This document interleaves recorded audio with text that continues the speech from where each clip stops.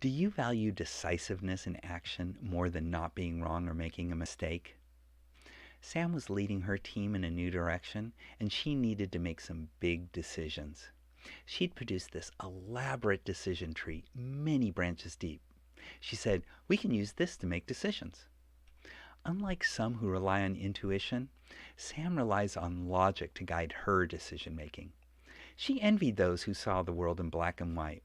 For them, it seemed so easy to make decisions. And even if they were wrong, they always seemed so confident. For Sam, the world was not black and white. She saw many possibilities, many shades of gray. And with so many possibilities, it was difficult for her to be confident that she was making the right decision. I reminded Sam that in 6 months, she'd be expert in this new direction, and all this agonizing would be behind her.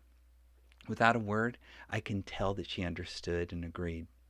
And at that future point, decision making would become easy. The challenge was navigating the short term to get to that point. I suggested that she look to the confident decision makers in her life who she admired.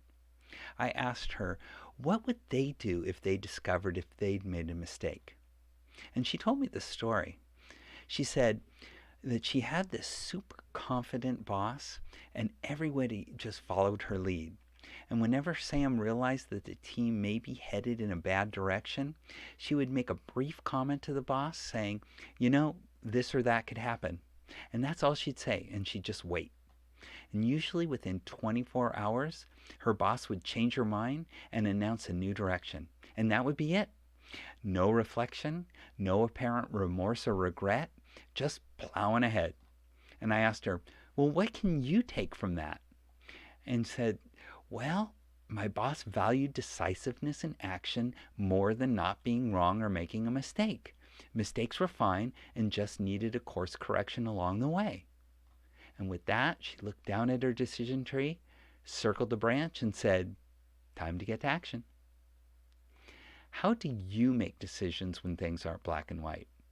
And how do you overcome your fear of being wrong? Thanks so much for listening. If you like this, leave a comment and share it with others. And please subscribe to the channel and stay tuned for the next episode. Thanks again.